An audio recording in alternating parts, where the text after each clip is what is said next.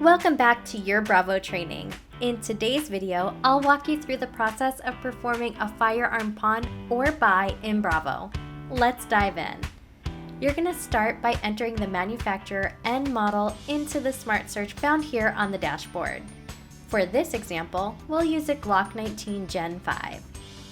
You only need to enter the make, model, or sometimes just the model number, and Bravo auto-categorizes it and drafts a description for you. See this little book icon next to certain categories? This means the item will be logged into the A&D book, requiring you to fill in necessary fields to complete the ATF record. We're going to pop in the serial number and location if you know where it will go.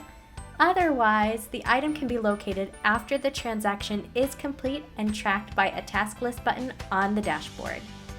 When you record the action and caliber on the quality assessment, it automatically fills in the ATF record. Now, the only thing to do is add the importer. Additional items can be added here, and adding photos is optional. Just right-click in the black box to add a photo if you want.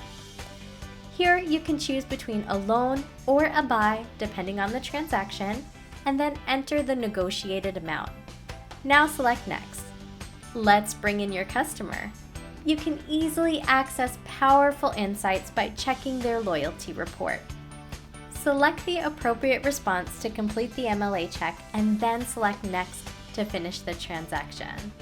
We're going to pay out our customer to finalize it, and the ticket, the tag, and any supporting documents will print. That's it. And remember, if you have any questions, Judy is only one click away. Or you can give us a call at 888-407-6287. Thanks and have a great day.